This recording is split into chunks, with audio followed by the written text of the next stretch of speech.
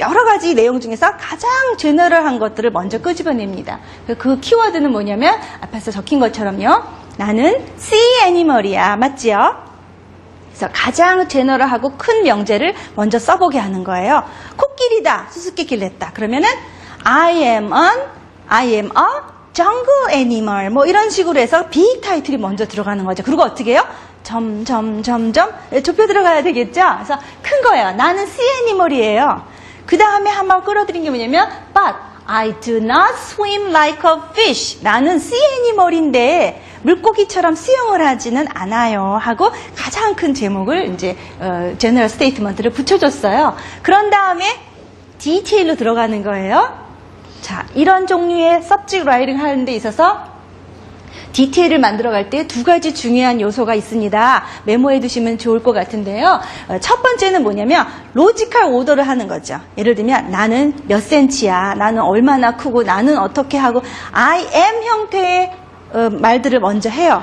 그런 다음에 그 애니멀이 할 수 있는 라이프 스타일을 뒤에다가 미루면 좋겠습니다. 그러니까 나를 설명해 준 다음에 내가 할 수 있는 거를 설명하는 거죠. 그래서 나는 얼마나 크고, 나는 어떻게 생겼고, 그런 것들을 설명을 딱 하고 나서 나는 뭐를 하는 걸 좋아하고, 뭐를 하는 건 싫어하고, 주로 나는 어떻게 살고 있고를 그 뒤로 미룬다.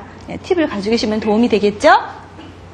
그래서 로지컬 오더가 첫 번째 팁이고요. 그 다음에 디테일을 쓰는 두 번째 팁은 뭐냐 하면 라이블리 디테일한 말은 뭐냐면 생생하게 표현하라는 거죠. 생생한 표현이라는 건 뭐냐면 헐미크랩은 이제 설명을 잘 못하고 수수께끼라고 혹시 아이들이 나는 수영은 하지 않지만 나는 아무튼 몸이 조금 그렇고 덩치는 조금 그렇고 먹는 습관도 조금 좀 까다롭고 이렇게 얘기하면 여전히 우리는 전혀 감을 잡을 수가 없겠죠.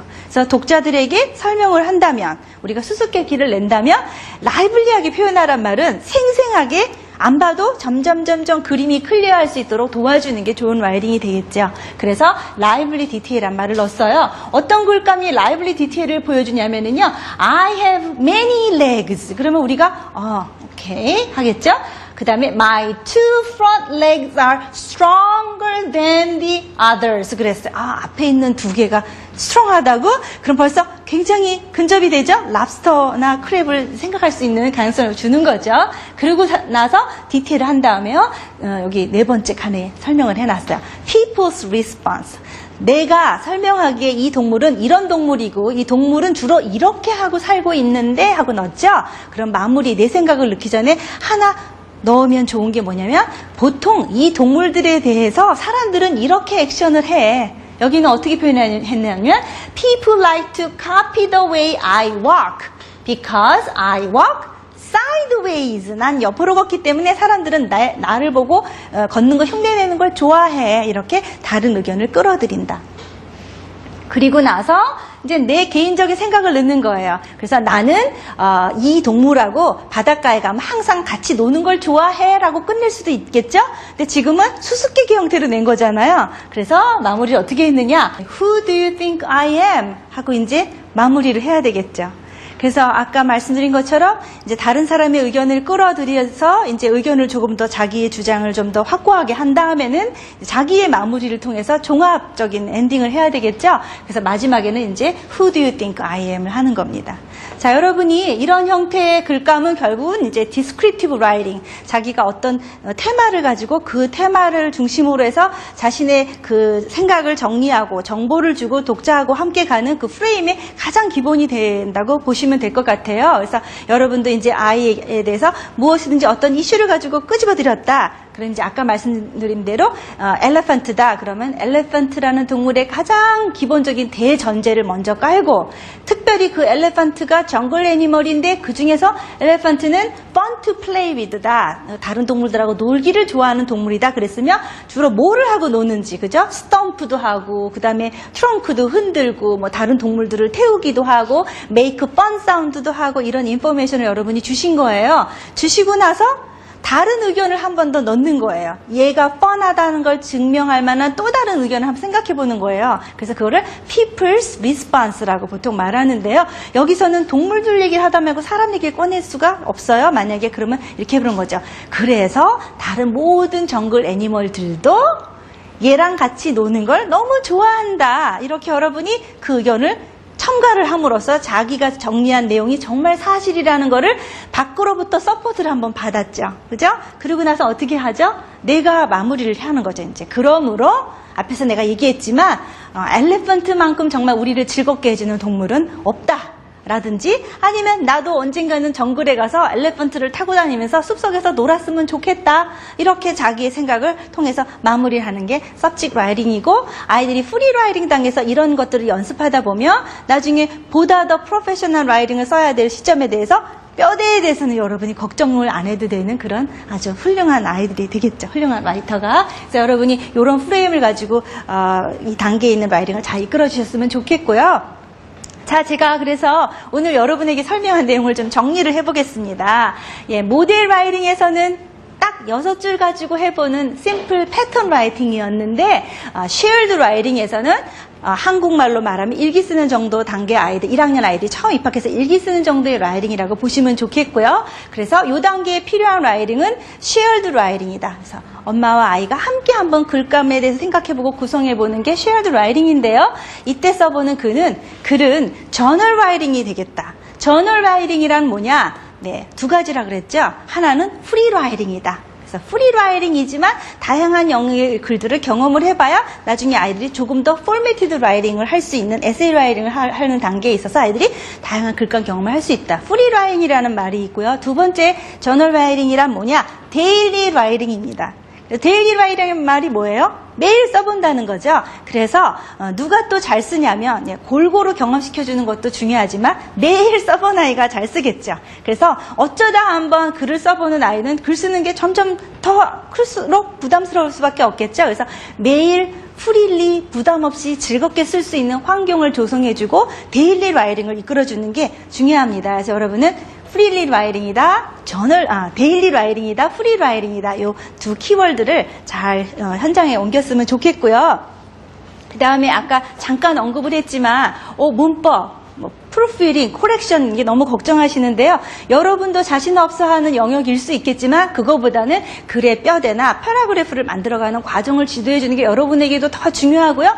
아이들에게도 너무나 중요합니다. 여기 아니어도 아이들의 문장을 잘 다듬어 줄 수 있는 기회는 아이들이 앞으로 얼마든지 있어요. 그러면 그거 다 다듬은 다음에 글 쓰려고 그러면 세월 가는 거죠. 그래서 지금 단계에서는 아이들이 쓴 글의 그 스펠링이나 문법 구조나 글감의 뼈대를 흔들어 놓는 작업을 위해서 괜히 너무 고생 안 하셔도 좋겠고요. 한두 가지만 살짝 코치해주고 나머지는 너무 훌륭하다 격려해주는 게 더 필요하고요. 아이가 쓴 작품은요, 하나도 땅에 떨어지지 않게 해주셨으면 좋겠습니다. 하나도 땅에 떨어지지 않게라는 말의 의미는 뭘 했든지 엄마가 거기다가 데코레이션도 같이 해보고 정성을 다 쏟아서 난 별거 아닌 줄 알았는데 엄마가 이걸 액자를 만들어주고 이걸 골판지를 만들어주고 완전히 무슨 전시회용으로 프로모션을 자기와 함께 해준 거예요. 그러다 보면 아이들이 내가 만든 게 작품이구나. 힘들지만 힘들어요. 그렇죠? 여러분 아이 낳으시니까 힘들잖아요. 근데 옆에서 하도 축하해주고 좋아해주면 어때요? 힘들지만 너무나들 기다리고 좋아하니까 하나만 더 나보자 하시죠? 그런 마음이 드는 것처럼 아이들이 쓴 글을 충분히 축하해줘서 너무 힘들지만 한번 내가 계속 해보겠다 하는 그런 용기를 가질 수 있도록 도와주면 이 프리 라이팅 단계가 잘 형성이 되면서 동시에 이 다음 단계에서 본격적으로 라이팅을 해야 될 연령에 정말 만발의 준비가 된 아이로 그렇게 성장해 있지 않을까 싶습니다. 요즘에 동화책이 막 많이 이제 알려지고 붐이 불면서 아이들이 책 읽는 아이들은 굉장히 많이 늘어났어요. 요즘에 가보면 정말 아이들이 책을 많이 읽고 정말 빨리 읽고 많이 이제 높은 단계 책까지 읽는구나 하는 걸 많이 보게 되는데, 한 가지 이제 그 리딩이 성장하는 속도와 같이 라이팅도 옆에서 같이 커나가지고 있는가에 대해서는 약간 염려되는 부분이 아직도 많이 있습니다. 그래서 여러분은 함께 성장할 수 있도록 리딩과 라이팅이 성장을 해야 이 글로벌 시대의 인력으로서의 준비가 되어가는 거 아닐까 이렇게 생각을 합니다. 그래서 여러분이 할 수 있고 또 어떤 면에서는 여러분이 하셔야 됩니다. 그래서 단체 수업에서는 해결할 수 없는 많은 부분을 옆에서 엄마가 모니터링하면서 아이의 생각을 날카롭게 해주고 더 성숙되게 해주고 글 쓰는 아이로서 여러 가지 필요한 요소들을 채워줄 수 있는 거는 1대1로 엄마가 붙어서 지도해주는 것보다 좋은 게 없겠다 이런 생각을 합니다. 네, 이것으로 오늘의 Shared Writing 강의를 마치도록 하겠습니다. 고맙습니다.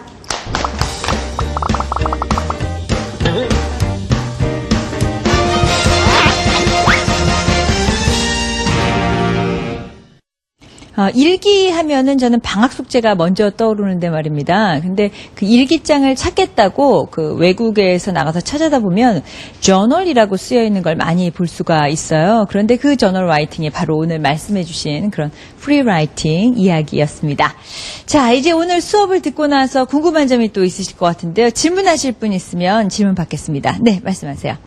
예, 아까 틀린 아이들의 첨삭 부분을 한 2개 정도만 이렇게 체크를 하시라고 그랬는데, 아이들이 그 단어를 틀린 거를 그거 아이가 알고는 있어야 될 것 같아서요. 그 지도는 어떻게 해야 되나요? 네.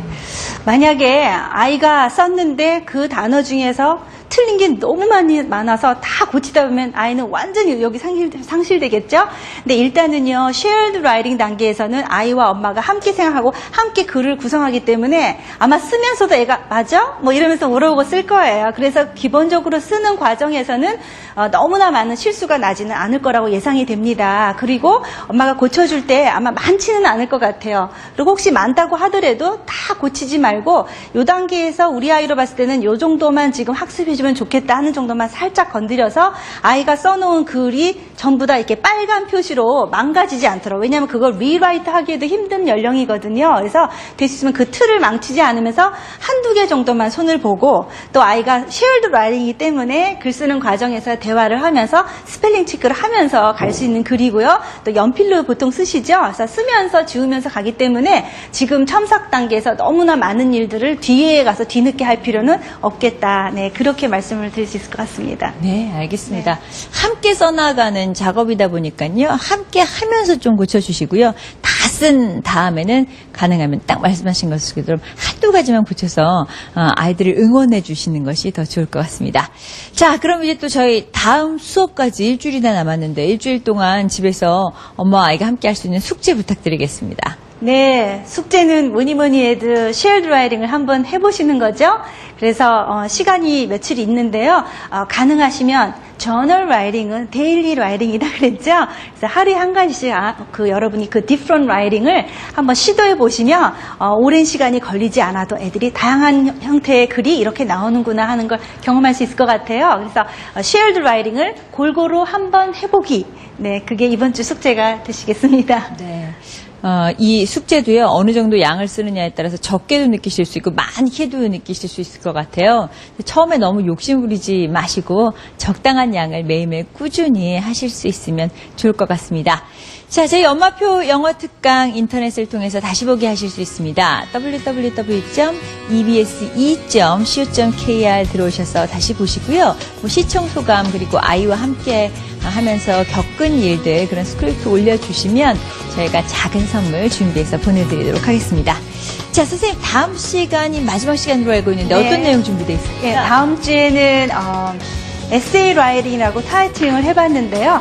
조금 더 형태를 갖춘 그런 글감을 부모님의 옆에서 어떻게 지도해 줄 수 있는지에 대해서 나누는 그런 수업이 되겠습니다. 네, 알겠습니다. 다음 시간에도 많은 분들 함께해 주셨으면 좋겠습니다.